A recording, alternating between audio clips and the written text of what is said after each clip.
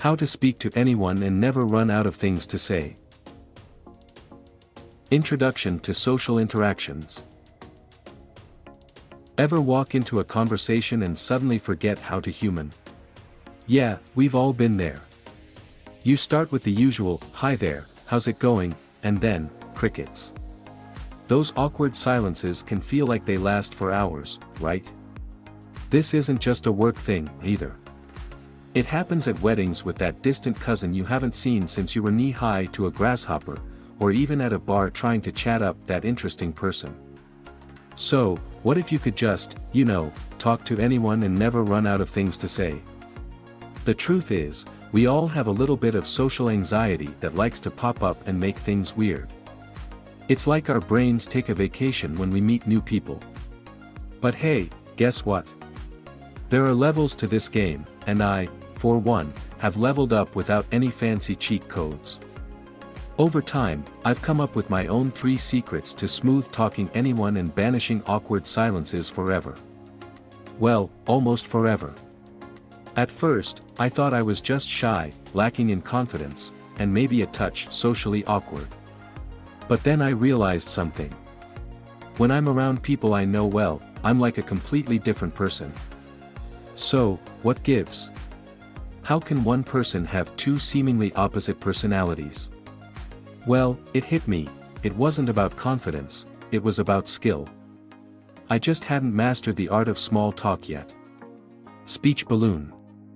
Think about it, talking to people is a skill, just like playing an instrument or writing a killer poem. And just like any other skill, it takes practice to master. So, after years of trial and error, and maybe eavesdropping on a few conversations that weren't meant for my ears, I figured out the 3 golden rules to chatting with anyone and never running out of things to say. Developing communication skills. Method 1, Intentional follow-up questions. The best part? You can use these 3 tips right away. Imagine someone says, "Hit the links this weekend." Option A, you mutter a bland, "Oh, cool," then space out, letting the silence scream. Awkward. Option B, ask a curious follow-up question.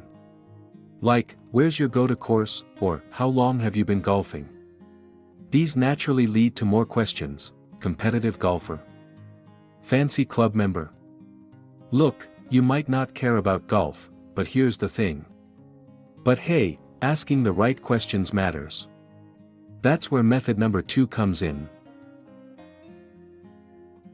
Method 2, Active listening.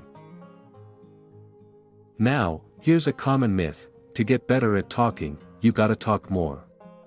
But here's the twist: to actually improve your communication, you need to do the opposite, listen more.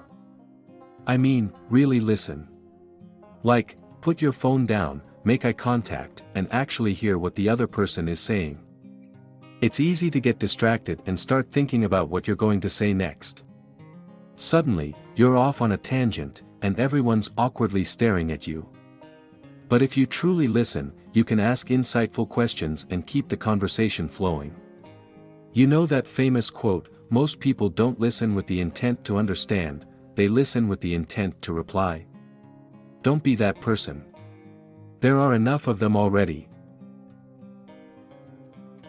Method 3, Finding common ground. The real cherry on top. Finding common ground. We instantly connect with people who share our passions, right?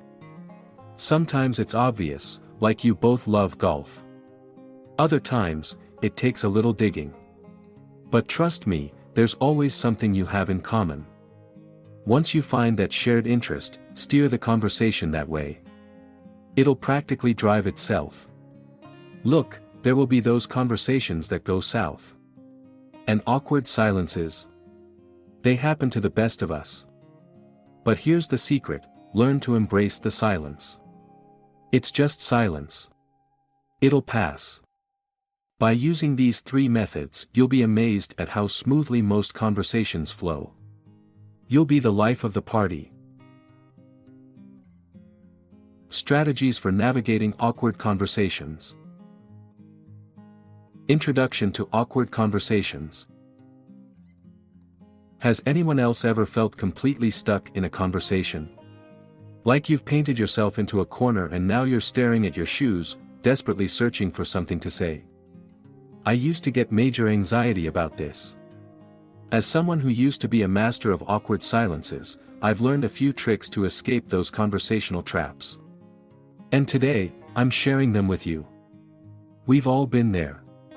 New job, new class, and you're awkwardly standing around with someone you barely know. Nice to meet you, you say. You too. And then, crickets. Before I learned these tricks, I used to freak out about the silence. But then I realized something: silence isn't the end of the world. It's not going to cause an explosion. I can vividly remember all the embarrassing things I've said. But I can barely recall those awkward silences. Life's too short to stress over a few moments of quiet. But let's be honest, some conversations just die. I've been there. So, I needed a way to breathe life back into them. Here are 3 things that totally changed the game for me. Strategies for better conversations. Ever feel like you're running out of things to say, even when the other person is talking? It might sound crazy, but there's actually a goldmine of conversation starters hidden within every sentence. Think about it, people rarely share the whole story. They leave out the juicy details, the context, even the parts they don't fully understand. So, how do you tap into this hidden treasure? By actively listening. Imagine you're an English teacher analyzing a poem, you're looking for the deeper meaning. Why wait for the conversation to die? The moment I started truly listening, my brain automatically started asking questions. For example, someone says, "I cut my hand working on a car on Sunday." My curious mind explodes. Now, I'm not saying the secret to conversation is becoming a car mechanic. If I never explored my own interests, my conversations would be as dry as a desert. And let's be honest, I wouldn't make many friends. So, I started pursuing my passions: cars, sports, hiking, psychology, anything that sparked my curiosity. Of course, it helps to have interests that others share. But don't be afraid to dive deep into your own unique passions. Now, here's a thought: what makes a question stupid? Is it the question I just asked? Or maybe every question I've ever asked? I believe that as long as you're genuinely curious and ask respectfully, there's no such thing as a stupid question. You're showing courage and humility by wanting to learn more. How can that be stupid? Of course, silly questions for laughs are a whole different story. Sometimes, I'd throw in some seemingly random questions: how tall are you? Or, do you actually mow your own lawn? These might sound a bit odd, but people usually love talking about themselves. And you know what? These unexpected questions often lead to the most fascinating conversations. By asking these questions, I started to see people as more than just faces in the crowd. I learned about their hobbies, their fears, their unique stories. And that, my friends, is the real magic of conversation. Recognizing when to let go. There's something really important I want to share. You know, sometimes, no matter how hard you try, a conversation just dies. Why? Sometimes, the other person isn't the most engaging conversationalist. Or maybe they're just not feeling it. I learned to accept that it's okay to let go. If a date is going nowhere, or you're not clicking with someone at a party, it's okay to move on. I used to beat myself up about it, but then I realized, you can't force a conversation. It's like trying to water a dead plant. This realization was a game changer for me. Want to learn more about how to success in 2025? Click this video or subscribe. You won't regret it.